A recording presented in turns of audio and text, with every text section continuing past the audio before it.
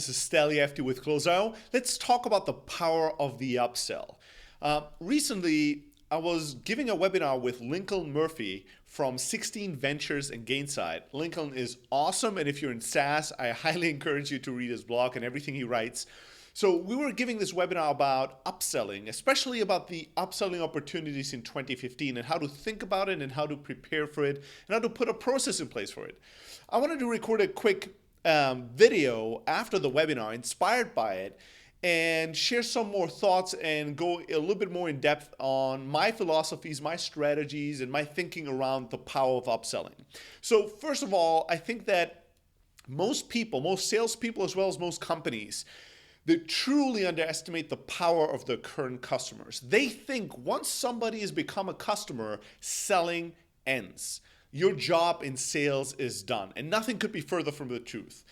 You need to understand that once somebody becomes a customer, you still have to sell to them every single day. Just selling, if you're doing it right and if your product and service is good, should become easier and easier and easier. No sales are easier than second and third and fourth sales. Once somebody has gone over the hurdle of trusting you, of researching the market and deciding for your solution, and you've developed a relationship, as long as you deliver on your promises, it should be incredibly easy to keep selling to them and give them more value through your products and services. The other thing that people kind of misunderstand or have a blind spot for is that they think the biggest opportunities for future sales is in people that haven't bought from us yet. When in reality, your current customers are your best prospects for future sales. Your current customers are by far your best prospects for future sales. So you need to treat them as your best leads, your best opportunities. If you do that philosophically, incredible opportunities open up and ways to generate more revenue for your business and ways to make more sales for you as a sales professional that are going to be so easy and so smooth you won't even believe it. Now, if it's so obvious that your current customers are your best prospects and if that upselling is the best and easiest way to make more money, why isn't everybody doing it? Why do I even have to talk about it? Well, the answer is really simple. The answer in one word is fear. Yep, you got it right. It's fear. People are afraid to reapproach their current customers to sell them some more services, products, or other things. And why are they afraid? Well, for a multitude of reasons. Number one, they are afraid because they might rattle the cage. They might upset their current customers by trying to sell them something else. Well, that fear is totally unreasonable as long as you know that what you're selling is good. As long as you know that you're creating and delivering value, there should be no way that you have to hide from selling them some more stuff. As long as you give them more value than what you are charging them for, you should try to sell them as much as humanly possible. It's actually your responsibility to, if what you're selling is good and valuable and actually helps them succeed. That's one. People are afraid because they don't want to pitch somebody that already pays them money because they don't want to upset anybody. Get over yourself. Number two, people are afraid to actually go for the upsell, go to approach their current customers for future sales because they don't want to hear bad news. Sometimes salespeople will suspect that maybe a customer is not that happy, maybe they're not that successful, maybe they didn't get as much value out of the service and the product as it was promised to them. So most salespeople and companies think as long as I don't hear from my customers, that's a good thing.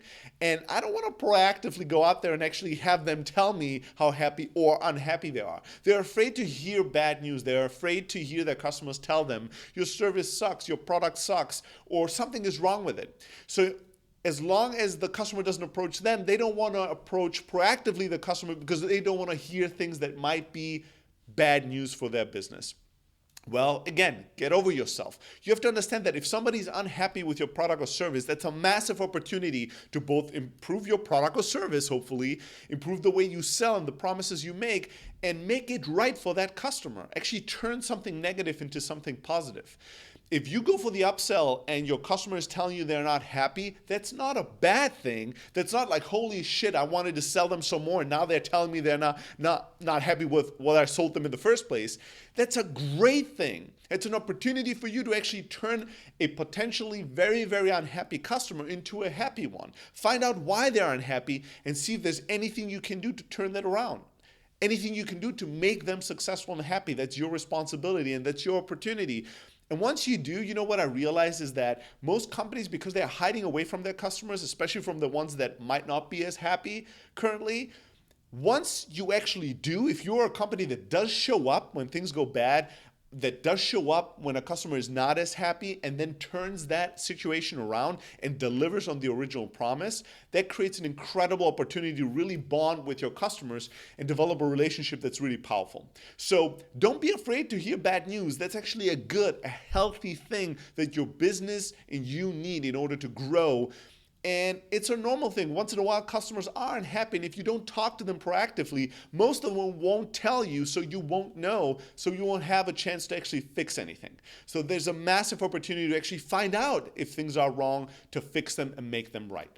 So now that we know that your current customers are, our greatest opportunity for future sales, and upselling is really an amazing way to make more money and make it easily, and we know why we might have not done it so far, and what our personal and organizational fears are that have prevented us from it.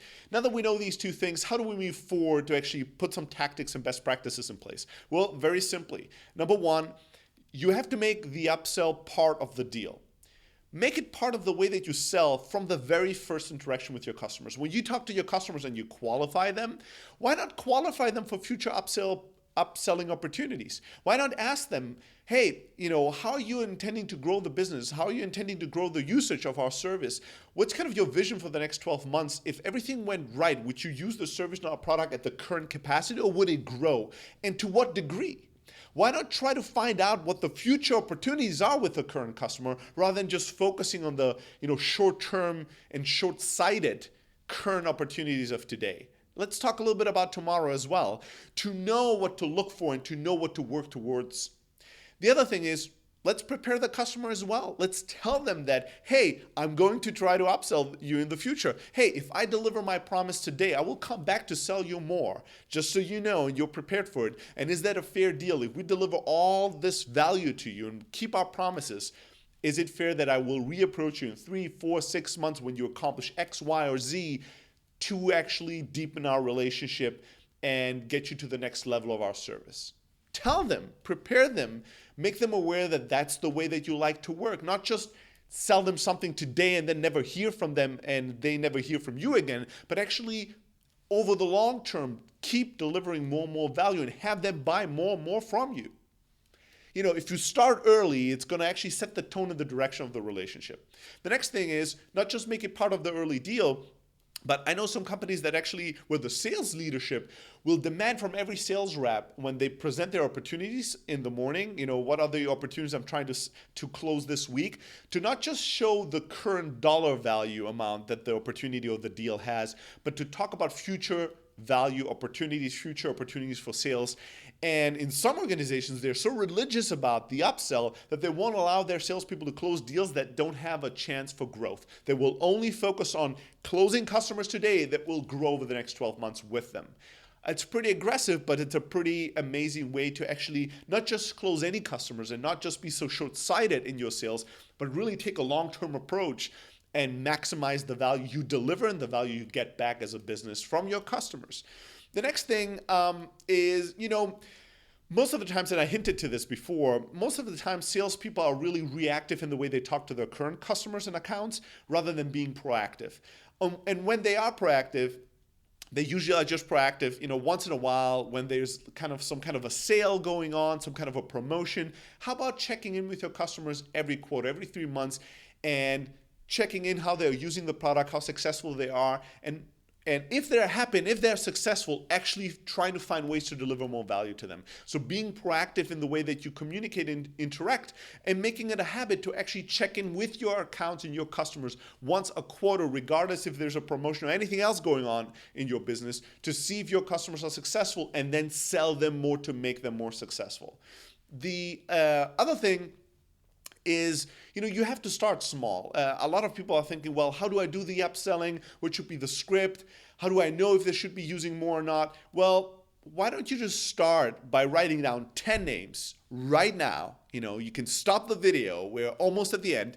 Pause the video and write down 10 of your customers. If you don't have that many customers, write down 5 or 3. It doesn't really matter that much, but write 5 to 10 customers down on a piece of paper that you think are happy. You would assume they're happy, or for a fact they're happy, and call them today or send them an email right now, today, to ask them, if there's other ways that you could serve them, to ask them to jump on a quick 10, 15-minute call to explore if there's ways to grow with your service, right? You can upsell them on buying more of your current service or product. You can upsell them on buying a different tier or plan, a premium version of your offering.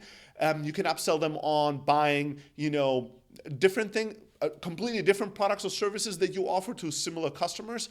You can try to upsell them to grow into their organization. So if one department is using your solution or product, you could ask and try to grow into other departments and broaden your usage. So there's so many ways that you could deliver more value, and it's your responsibility to find out which of these are the best to tackle next. And you should always think about what's the next thing I can sell, what's the next thing I can deliver value to my customers for.